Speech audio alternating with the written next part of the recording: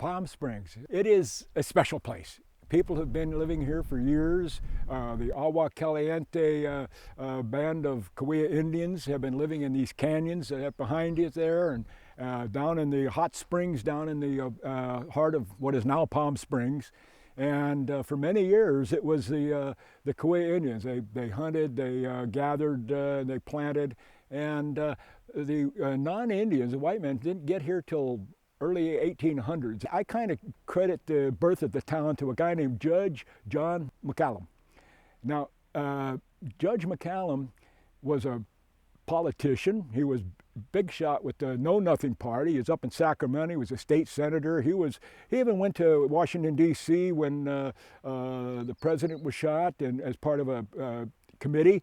And I'm talking President Lincoln back in the mid-1800s.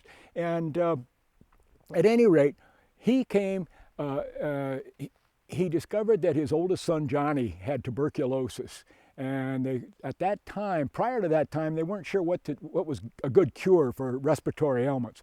But they discovered the dry desert air would be the best. So he moved down, he quit everything, moved down here to the valley, and he actually became Indian agent up in Banning. And he was coming into Palm Springs area, and he saw a lot of opportunity. He started buying up this land from the railroad. He started buying up other land. And when the railroad came, he thought, hey, you know what? He held an auction, and people came and they bought. And he sold plots of land, and these people came and planted. And for the first couple of years, everything was wonderful. There was all sorts of produce, citrus that grew here in the desert. People think of it as desert, but there is water here. There's an aquifer. There's several streams tumble down from the mountains. And at any rate, for a few years, it prospered. And then disaster struck.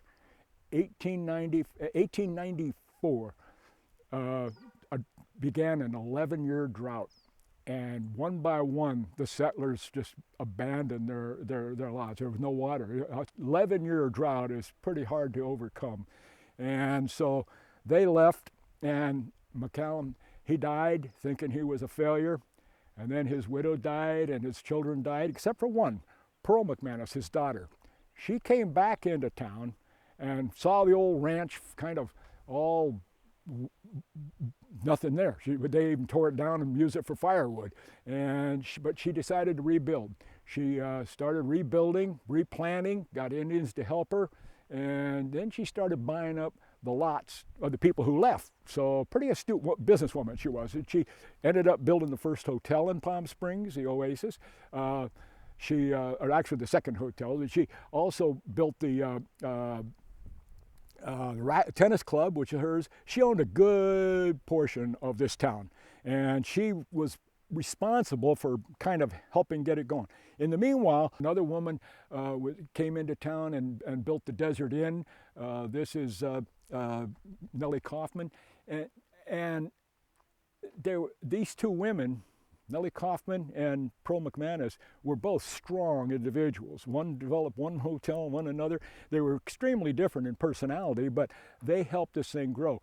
And Nellie was married to a doctor, and one of the whole things that they wanted was a sanatorium, because by this time it came to realize that the dry desert climate was really good for respiratory ailments. And people came from all over. Either they themselves personally had a respiratory situation, or some member of their family did. And they were coming here in the droves. So I kind of look at Palm Springs as several different backgrounds. Number one is agriculture. That was the way how it was set up originally. And number two was the sanatorium business. People were coming from all over to cure their tuberculosis, pulmonary diseases, and what have you. And it worked. The dry desert helped them live a lot longer and more enriching lives. And some of those people were artists and photographers and authors. And I kind of look at the next phase of development in Palm Springs as the artist and writer stage, and because they either had problems or somebody in their family did. Like Jimmy Swimmerton, he was a cartoonist for William Randolph Hearst. and he developed respiratory problems. Hearst sent him out here, said, hey, go to the desert. And so that's just one example of all these people, these authors and famous photographers and writers and authors and painters who were here. And they kind of knew each other. It was like a clique. It was like a colony, an artist colony, so to speak. And they were the next phase. In other words, they took it from the respiratory thing, and by this time too, Melly Kaufman and these people were realizing that they could appeal to beyond the sanatorium. So they even scratched that off of Desert Inn, and sanatorium was no longer. Desert Inn was fine. And it attracted people from all walks of life, celebrities who come out here just to enjoy the desert, what the desert has to offer. And there were all the celebrities of the time. I mean, Albert Einstein was here, and Shirley Temple, and I mean, you name a celebrity, and they were out here. And then I look at the next phase as kind of the celebrity phase. And what happened there, now don't forget, we're only about 100 miles from Hollywood, and those people in Hollywood needed a place to unwind and kick back, and they discovered Palm Springs. And so it became a haven for the movie set. And there's a lot of history here about people. Some of them were low-key, they just had a weekend place, came out here and kicked back. Others were partied and made a name here for themselves. But I kind of look at that next phase as a celebrity phase. And some of the things were, some of the places like the Racquet Club were built by a couple of performers. For example, Charlie Farrell and Walter Bellamy.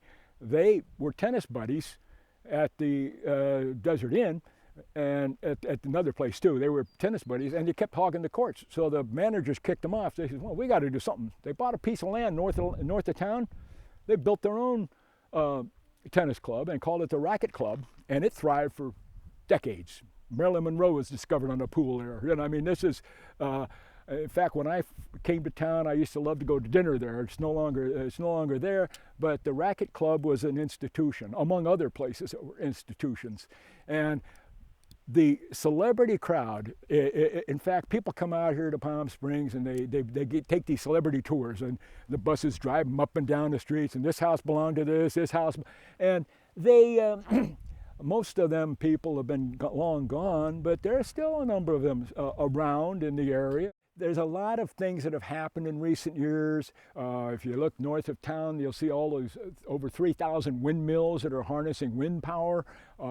With the tram, which opened in the 60s, about 10 years ago, they put a revolving, the world's largest revolving tram car, and it whisks you from 2,500 feet to 8,500 feet in 10 minutes.